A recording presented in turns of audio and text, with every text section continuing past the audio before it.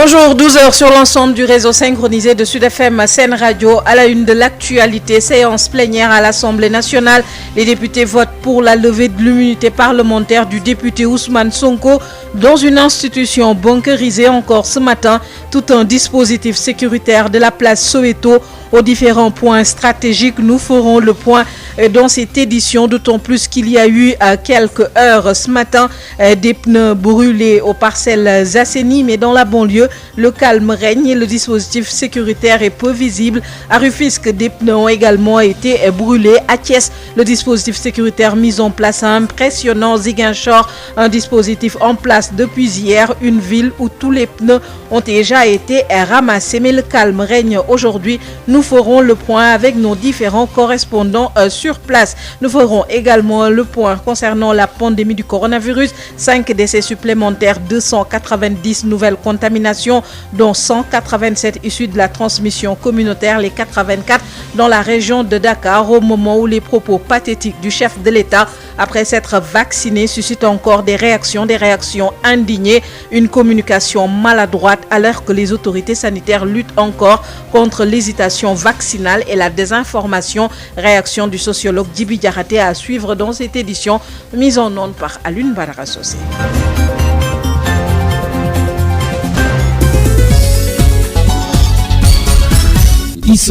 Bonjour à tous, Alioune Badara Socé assure la mise en onde de cette édition qui nous mène directement à l'Assemblée nationale pour retrouver notre correspondant sur place, Abdoulaye Diop. Bonjour.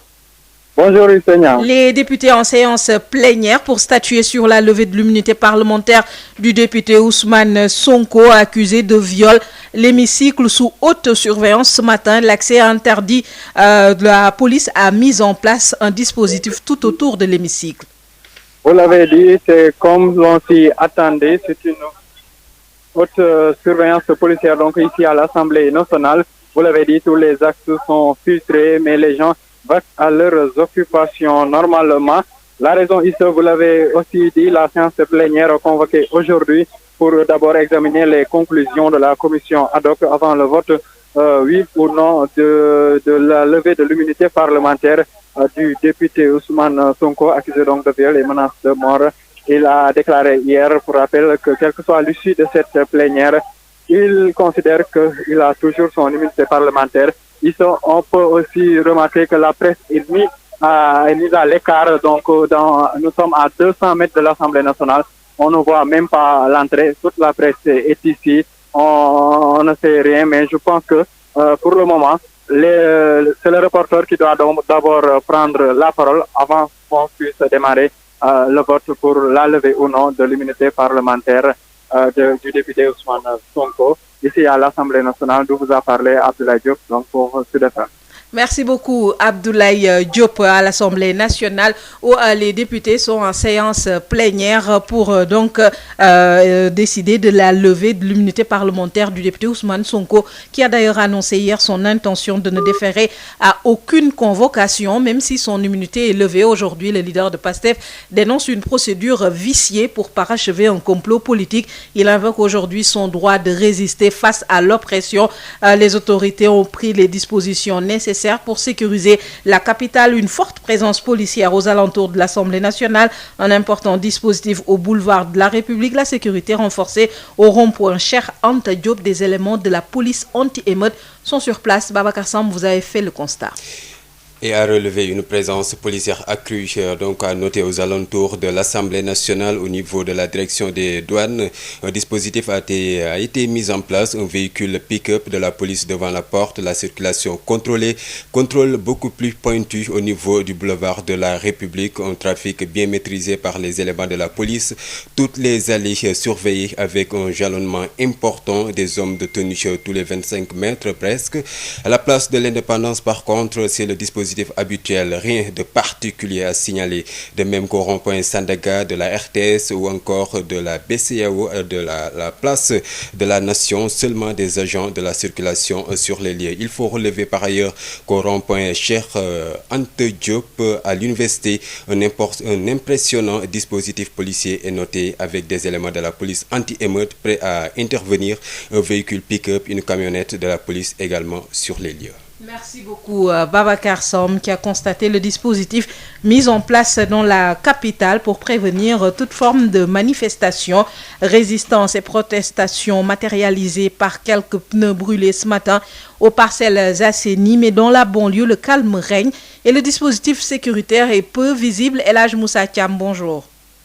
Vous l'avez dit, Seigneur, il faut noter qu'un groupe de jeunes a brûlé les pneus au niveau du marché de Dior les Parcelles Assainies. Il s'agit donc d'un groupe de jeunes qui est encagoulé d'après quelques témoins que trouvés souvent qui nous ont indiqué que également c'est après avoir brûlé ces pneus, donc les jeunes ont pris la fuite. Retenez également que ces jeunes qui étaient venus ce matin ont déversé sur la route les bagages à ordures et autres objets trouvés pour pouvoir les brûler avant de prendre la fuite. Mais donc le foyer a été vite maîtrisé par les sapeurs-pompiers, aidés en cela par les policiers qui n'ont pas pu les trouver sur place au niveau des Parcelles Assainies.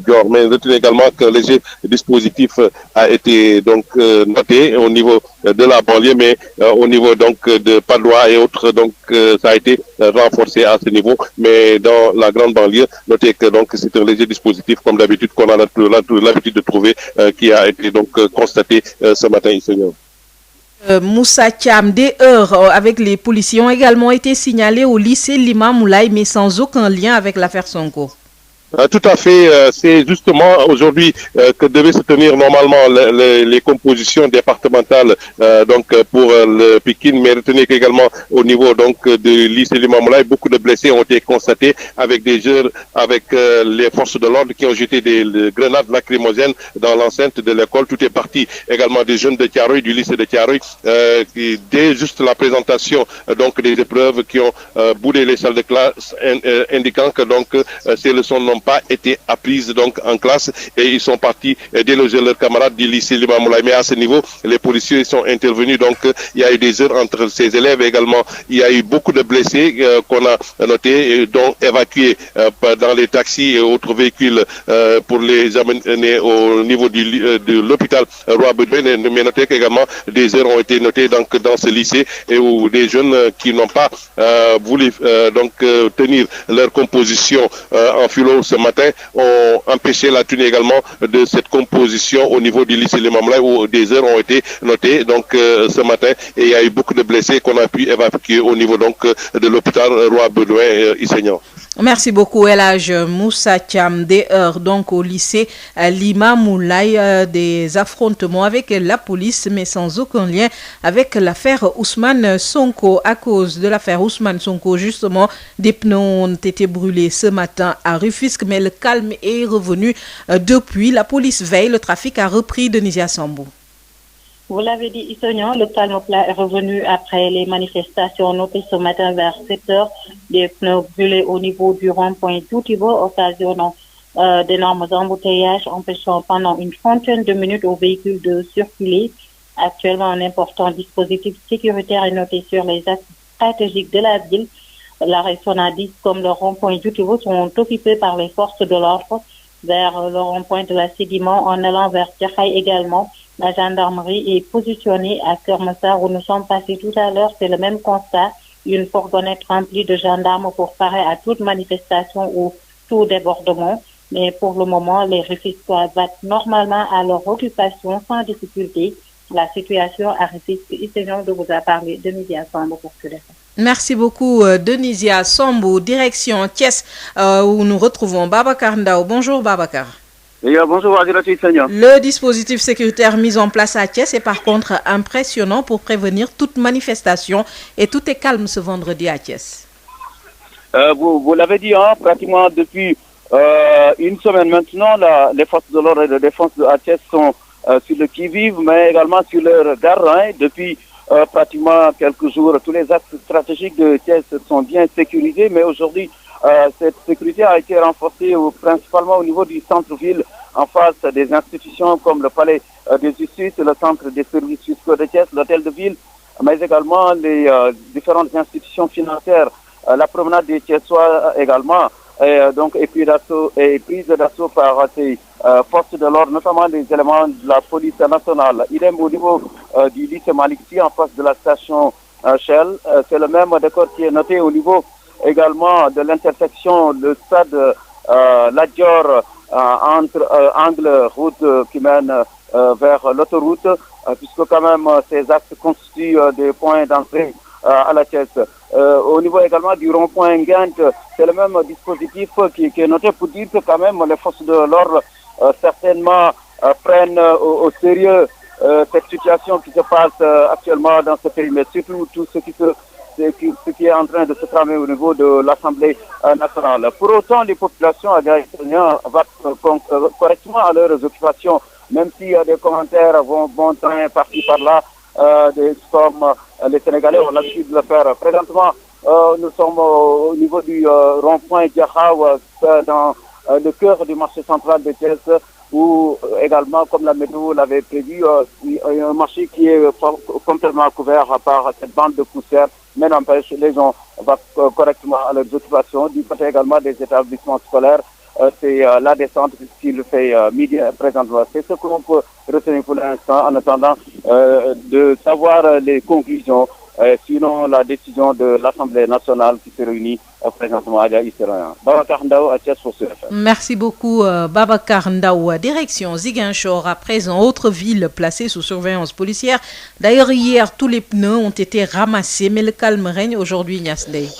Oui, exactement. Ici, comme vous l'avez dit, la situation est calme, mais elle reste tout de même précaire ici à Ziguinchor et dans sa région. Il y a un peu plus d'une heure, des élèves des établissements scolaires le long, en tout cas, sur la route qui mène vers Lindiane, de Bokot Sud et Soukou-Papaye, bien, ces élèves ont été délogés par quelques jeunes, mais aucune manifestation notée. Le déploiement des forces de l'ordre est par contre assez discret dans la ville ce matin, même si à certains endroits, le stationnement des véhicules de police est bien visible. À Bignona, par contre, la ville est sous haute surveillance depuis les dernières manifestations qui ont engendré des arrestations de jeunes.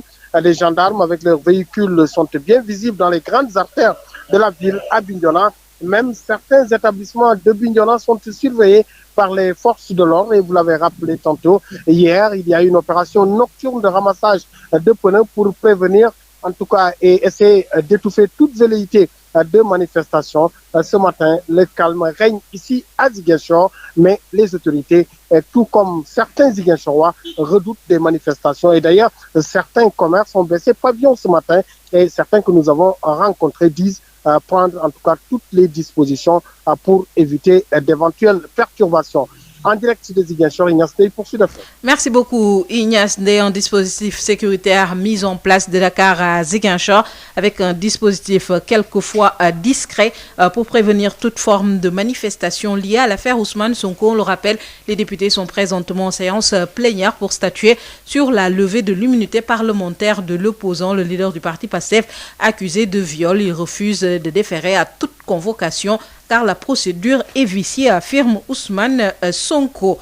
Parlons à présent de la lutte contre la pandémie du coronavirus. Vaccin en cours, les propos pathétiques du chef de l'État après s'être vacciné suscitent des réactions indigné. Le président Macky Sall a en effet menacé de donner les doses de vaccins à d'autres pays si les Sénégalais refusent de se faire vacciner. Une communication maladroite alors que les autorités sanitaires luttent contre l'hésitation vaccinale et la désinformation, suivant la réaction du sociologue Djibi Diakhaté interrogé par Mame Diarra Da Silva. Il y a deux éléments qu'il faut mettre en perspective dans l'analyse de cette affaire. Le premier élément, c'est que le lancement de la campagne de vaccination a été fait il y a de cela quelques jours autour du ministère de la Santé et que hier, le président de la République lui-même s'est engagé à se faire vacciner pour appeler les autres citoyens, les autres compatriotes à suivre le même exemple. Donc ça, c'est le premier élément qui me semble important. Maintenant, le deuxième élément, c'est que derrière, il y a une opinion qui est en train de se développer, il faut le dire, au niveau des réseaux sociaux, etc.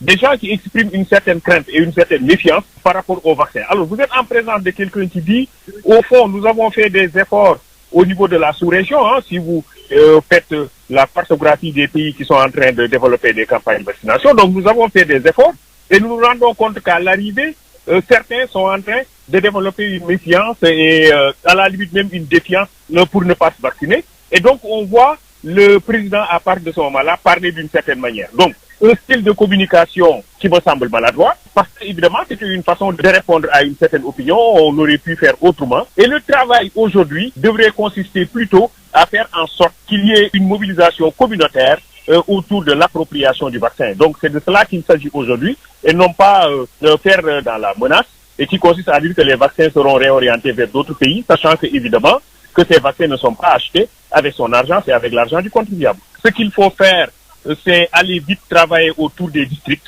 sanitaires, dégrader la communication, la ramener à un niveau communautaire, à un niveau moléculaire, c'est les quartiers, c'est les communautés, et à partir de ce moment-là, faire comprendre, parce qu'en réalité, malheureusement, il y a du terrain qui a été gagné par la désinformation. L'information, la communication autour du vaccin a pris du retard par rapport à la communication, à la campagne de désinformation, et qu'aujourd'hui, évidemment, il s'agit de mettre en place un dispositif de communication beaucoup plus dégradé qui va vers les communautés de la façon la plus subtile qui soit. Le sociologue Djibi Diakhaté, interrogé par Mame Diarra Da Silva, 5 décès supplémentaires, 290 nouvelles contaminations, dont 187 issues de la transmission communautaire. Les 87 sont recensés dans la région de Dakar, 103 cas dans les autres régions. Le point quotidien avec le docteur El Hadj Mamadou Ndiaye, directeur de la prévention.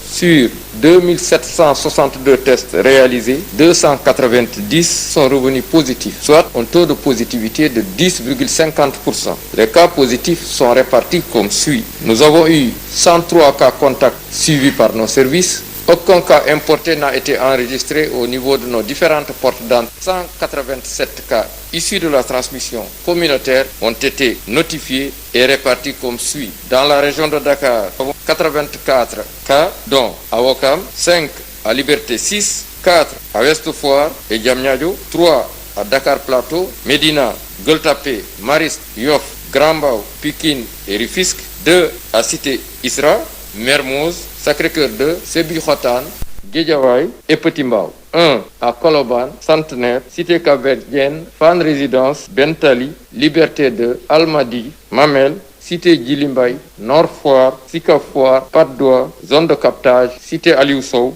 Las Palmas, Malika, Keur Massar, Mbao, Diakhao, Cité Tako et Kounoune. Dans les régions, nous avons eu 103 cas, dont 16 à Thiès, Olaf et Kédougou, 5 à Mbour, 3 à Vélingara, Touba et Diofior, 2 à Fatick, Kolda, Popenguine, Richard Toll, Sakal et Tambacounda, 1 à Bambey, Bignona, Diakhao, Guinguinéo, Kébémer, Keur Massar, Khombol, Matam, Passy, Taïba Ndiaye, Mboro et Sédhiou. 265 patients suivis ont été contrôlés, négatifs et déclarés guéris. 50 cas graves sont pris en charge dans nos services de réanimation. 5 décès ont été enregistrés ce jeudi 25 février 2021. L'état de santé des autres patients hospitalisés est jugé stable. À ce jour, 34 031 cas ont été déclarés positifs, dont 28 377 guéris, 857 décédés et donc 4 796 patients sous traitement. Le point du jour avec le docteur El Hadj Mamadou Ndiaye. Signalons que 5 décès ont été enregistrés en 24 heures et 290 nouvelles contaminations. On le disait tout à l'heure, calme précaire à Ziguinchor, où il y a eu une interpellation tout à l'heure, Ignace Ndeye. Ah oui, effectivement, Issa, alors qu'on parlait de ce calme précaire et en tout cas de cette situation assez latente ici à Ziguinchor, les organisations de la société civile étaient partis au niveau de la préfecture pour déposer une demande de marche dans les prochains jours. Eh bien, le coordonnateur du mouvement citoyen, Madia Diop Sané, a été arrêté sur place, en tout cas par les forces de l'ordre. Lui, Madia Diop Sané, le coordonnateur du mouvement citoyen, qui fait partie de ces organisations de société civile, qui étaient partis déposer en tout cas une demande de marche à la préfecture. Quelles sont en tout cas les raisons de cette arrestation de Madia Diop Sané? Pour le moment, rien n'a filtré. Toujours est-il qu'il a été conduit au commissariat de Ziguinchor. Lui, Madia Diop Sané, qui fait partie des activistes, il est le coordinateur du mouvement citoyen. Donc dire en tout cas qu'ici à Ziguinchor, pour le rappeler, la situation est calme, mais elle reste tout de même assez précaire. Merci Ignace Ndeye à Ziguinchor, où le coordinateur du mouvement citoyen a été interpellé tout à l'heure. Information que nous allons suivre tout au long de cette journée. à 12h20. Parlons de cette première réunion du comité de pilotage du programme de développement de la microfinance islamique au Sénégal. Selon le ministre de la microfinance et de l'économie sociale et solidaire, pour que l'unité de gestion soit opérationnelle, il faut la stabilisation du cadre réglementaire, le renforcement des capacités et la mise à disposition de financement. Zarayan Cham avec Hapsa Elimanwan. National de développement de microfinance islamique au Sénégal est un ambitieux programme cofinancé par l'État du Sénégal, la BID et les institutions de microfinance à hauteur d'un peu plus de 47 milliards et qui a principalement pour objectif d'installer la microfinance islamique dans notre écosystème financier. Nous savons tous les principes et les valeurs qui sous-tendent cette microfinance islamique. Et dans le cadre du plan Sénégal émergent, ce produit est au cœur du programme en ce qu'il permet non seulement de lutter contre la pauvreté, mais surtout contre l'exclusion des populations. La finance islamique au niveau mondial est utilisée, mais nous considérons que cela demeure encore insuffisamment utilisé en Afrique et particulièrement au Sénégal. C'est pourquoi nous nous félicitons de ce programme qui a pour ambition, au-delà de la création de ces 50 000 emplois, d'accompagner les micros, les petites et les moyennes entreprises à être dans un entrepreneuriat adapté, sous-tendu par des valeurs et principes islamiques. Pour atteindre ces différents objectifs, le programme a été structuré en 4 composantes et parmi ces composantes figure non seulement la stabilisation du cadre réglementaire, puisque parmi les cibles ou parmi les mécanismes qui doivent opérationnaliser le programme figurent les institutions de microfinance d'une part, mais également les cibles et les autres acteurs. Donc il faut déjà implémenter le cadre réglementaire islamique, ce que la BCEAO déjà a eu à faire. Il y a peut-être quelques actions qu'il faut compléter, mais d'ores et déjà cela est en cours. Il faut également renforcer les capacités, mais surtout il faut mettre à la disposition des institutions de microfinance la Moudaraba restreinte, ça veut dire le financement. Toutes ces questions seront discutées au niveau du comité de pilotage pour l'adoption afin de permettre maintenant à l'unité de gestion d'aller vers l'opérationnalisation. Il faut juste préciser que ce n'est pas parce que c'est un financement islamique qu'il est destiné exclusivement aux musulmans. Des propos recueillis par Hapsa Elimanwan, direction Mali, où un atelier organisé par le réseau de réflexion stratégique sur la sécurité au Sahel s'est tenu ce jeudi à Bamako. La thématique portait sur la réflexion stratégique dans l'espace sahélo-sahélien, de la nécessité d'accompagner la mise en œuvre des centres d'excellence. La rencontre a réuni différents acteurs, notamment le représentant de la mission de l'Union africaine pour le Mali et le Sahel, celui de la MINUSMA et d'autres spécialistes des questions stratégiques, des questions de paix et de sécurité. Compte rendu de notre correspondant Souri Ibrahim Maïga. C'est une initiative du Désert 3S et pour son président et cofondateur Jérôme Pigné, il est important d'identifier tous ceux qui développent des stratégies en matière de paix et de sécurité en vue de mieux coordonner les différentes actions. La nécessité d'avoir une cartographie, développer une cartographie des acteurs et réfléchir à un mécanisme, une plateforme d'échange, de concertation, de dialogue entre les acteurs. Plus largement, le Désert 3S est déjà dans cette logique au niveau politique, au niveau stratégique, à travers notre projet MIPAS, qui est un mécanisme international de prévention et d'anticipation des crises, mais qui a surtout l'objectif d'agir de manière décloisonnée et concertée. Les centres d'excellence ne sont pas restés en marge de ce cadre de partage d'expériences et de réflexion. Le centre Sony, bien que jeune, propose la création du dispositif de la stratégie intelligente territoriale. Amadou Bakili nous explique ce que c'est. Le dispositif de la stratégie intelligence territoriale permet de créer une dynamique collective. Ensuite, pour créer le centre, et une fois le centre est créé ou en marche, ça permet de renforcer la réflexion et la production sur les questions stratégiques, que ce soit la paix, la sécurité, les problématiques de développement. Et ça permet aussi d'identifier des jeunes chercheurs, analyse. Pour M. Fulgens Zenif, chef de la Miss Sahel par intérim, l'accompagnement de son organisation aux efforts du Désert 3S en faveur de la paix ne feront pas défaut. Toutefois, il plaide pour que l'initiative soit baptisée au nom de Feu Pierre Bouyoya. La Miss Sahel est toujours aux côtés du réseau Désert 3S dans le domaine de la stabilité, de la paix, de la gouvernance et du développement. Dans cette perspective, je souhaiterais vivement que les organisateurs du présent atelier puissent, en signe d'hommage, lui faire un clin d'œil en baptisant cette initiative en son nom pour pérenniser l'œuvre qu'il a entreprise en Afrique au service de la paix, de la sécurité, de la lutte contre le terrorisme. Au terme de cette rencontre, il a été conclu de songer à l'identification de tous les centres d'excellence, de mobiliser des financements pour soutenir les actions et la mise en réseau des centres de recherche stratégiques sur la paix et la sécurité. Souri Ibrahim Maïga depuis Bamako pour Sud FM. Merci beaucoup Souri Ibrahim Maïga. Place à la page culture ce vendredi avec Amadou Moustapha Dia.